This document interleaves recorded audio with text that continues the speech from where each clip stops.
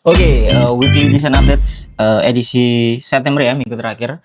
Sebenarnya nggak terlalu banyak update dari apa namanya desain platform kayak Figma atau Framer, tapi yang lebih banyak di AI ya, jadi AI generation sama vibe coding gitu, itu cukup banyak.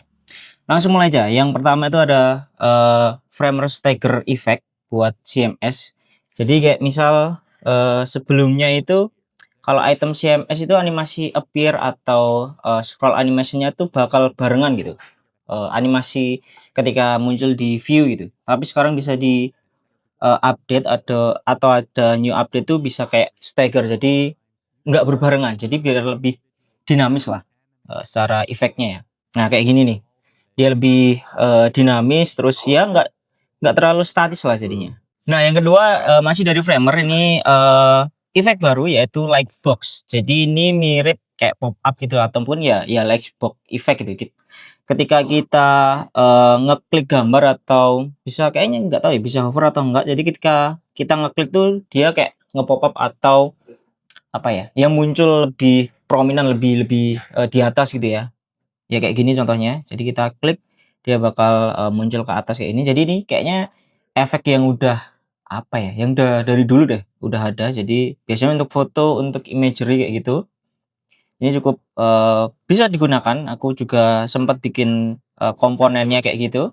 Next yang ketiga ada masih dari Framer juga. Ini minor sih menurutku. Jadi kita bisa find atau search text kayak di Figma itu across di pages ya. Jadi kadang kita pengen cari spesifik teks ataupun spesifik kata gitu. Nah, ini sekarang udah bisa nih di Framer. Jadi tinggal kita ketik aja ya mirip-mirip experience-nya mirip di Figma kayak gitu sih. Teman-teman bisa cobain aja.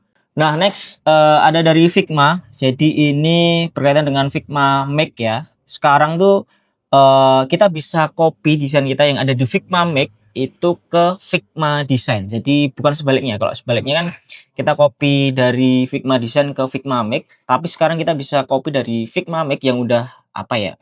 Production kayak gitu udah bentuknya website itu bisa kita copy ke desain. Jadi kita bisa iterasi ulang lagi dari apa yang udah kita generate di Figma Make, kita bikin versi desainnya atau kita perbarui ataupun ya di upgrade, di enhance kayak gitu. Jadi ini juga cukup menarik karena emang kadang tuh kita pengen ngedesain apa yang udah kita prompt tapi harus dari awal itu kan ya wasting time ya. Jadi sekarang bisa kita copy dan automatically kita paste di Figma Design. Ini ya cukup nanti workflow-nya juga lebih cepat harusnya ya. Nah, next setelah dari desain platform ada update dari AI ya. Ini Kling, ini image atau sekarang udah video generation deh. Jadi nggak sekedar image generation, sekarang udah bisa bikin video itu bener-bener ya kayak real dan ini dia ngeklaimnya paling capable dalam nge-produce complex motion gitu atau video itu dan ya hyper realistic way karena emang dari demonya itu udah realistis dan dari motion terus gerakan contoh gerakan manusia atau gerakan hewan ataupun ya video yang dihasilkan tuh udah sesuai dengan real apa yang ada gitu loh. Jadi makin kesini makin agak susah untuk membedakan mana AI mana video asli gitu ya karena emang cepet banget untuk update-nya untuk setiap kuartal ataupun per bulan tuh pasti ada update dan ini yang terbaru Kling 2.5. Ini teman-teman bisa kalian coba di Klingnya langsung atau kalau aku sih biasanya di Freepik ya. Freepik tuh biasanya ada update atau ya dari beberapa platform video generation tuh ada di Freepik dan bisa kita cobain nanti sih untuk yang Kling 2.5 ini yang terbaru. Nah, next juga masih ada dari AI video generation. Mungkin teman-teman masih ingat Google Veo 3 yang sempat hype kemarin. Nah, ini dia nge-announce rasio baru atau yang sebelumnya kan kita cuma landscape. Nah, kan sekarang udah bisa portrait atau 9:16 atau ya bisa kita story ataupun reels gitu. Jadi ini kalau dia mengeklaimnya buat UGC ya, atau user generated content. Jadi buat iklan di sosmed, di Instagram, di Reels, di story kayak gitu, di TikTok juga. Jadi udah bisa nge-create hyper realistic UGC style content secara otomatis. Tinggal kita nge-prom aja.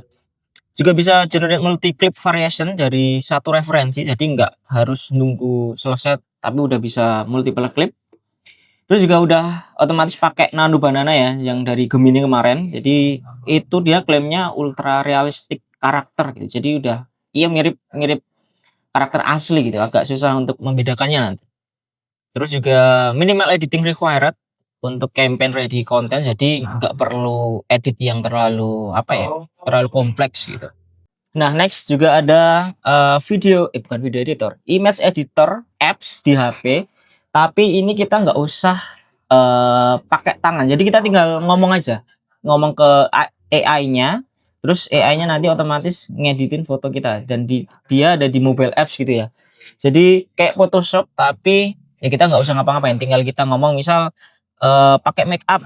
Nah, misal foto kita ya, foto muka kita terus tinggal ngomong aja pakein makeup atau mungkin ganti kostumnya atau ganti bajunya gitu. Jadi tinggal tinggal ngomong aja. Jadi kita nggak perlu editing satu persatu misal lightingnya pun efeknya ataupun yang lain. Jadi kita tinggal ngomong aja. Jadi kayaknya menarik juga karena emang ada di iOS dan Android apps ya. Teman-teman mungkin bisa cobain di device kalian masing-masing.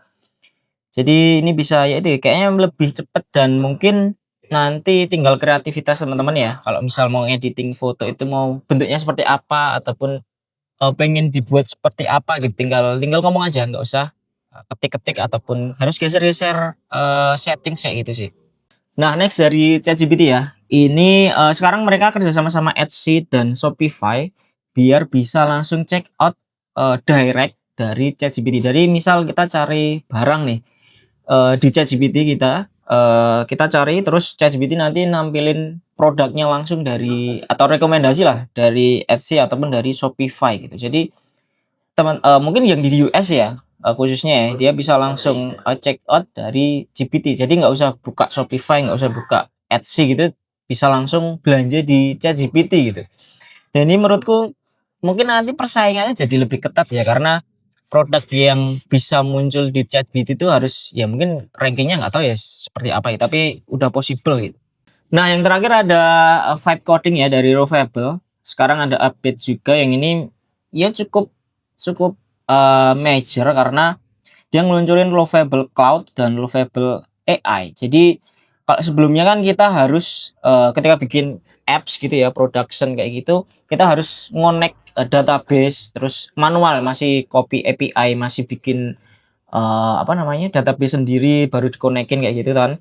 Sekarang udah seamless katanya mereka. Jadi bisa langsung ketika ngeprompt itu dibikinin tablesnya, dibikinin database-nya secara otomatis gitu, nggak usah manual copy pasting API key-nya. Jadi udah langsung all in one gitu, nggak usah setting-setting lagi. Jadi kita bisa fokus untuk ngeprompt apa yang kita pengenin atau yang kita pengen buat gitu. Ini juga di demonya kayak nampilin anak kecil pun juga bisa bikin apps secara cepat gitu, nggak cuman gampang tapi cepat juga. Terus yang AI ini, nah ini mungkin nanti korelasinya kayak semisal apa ya, produk kita tuh ada AI-nya atau mungkin ada ketika bikin produk ada fitur AI-nya. Kalau dulu kan kita harus kayak pakai API dari ChatGPT kita personal gitu ya, kita copy dan kita paste di situ. Tapi sekarang udah include di situ, jadi kita kalau mau bikin apps atau ya web app ataupun apapun itu bisa kita includein fitur AI-nya. Jadi kita nggak harus manual copy paste API ataupun yang lainnya gitu. Jadi lebih lebih gampang dan tanpa konfigurasi yang susah gitu. Jadi kita tinggal ngeprompt bikin apa yang kita pengen, apps apa gitu. Dan itu harusnya bakal lebih cepat ya. Karena kita nggak harus setting-setting lagi ya, tentang database, tentang AI itu sebelumnya ya. Jadi all in one lah. Jadi mungkin app yang kita buat itu bakal lebih oke lagi dan bakal lebih cepat lagi karena ya nggak usah setting lagi karena kayaknya ini ada mirip sama AI atau vibe coding platform sebelumnya yang Ortiz apa enggak ya yang di weekly updates kemarin karena itu all in one. Jadi bikin prompt database-nya langsung di store di situ, integrasi dan lain-lainnya itu udah ada di situ dan mungkin Lovable nyoba mengikuti itu juga ya. Nah mungkin itu aja weekly updates kali ini Semoga di minggu depan ada beberapa update lagi karena cukup cepat ya untuk setiap updates-nya AI ataupun desain platform itu. Jadi sampai ketemu di minggu depan. Thank you.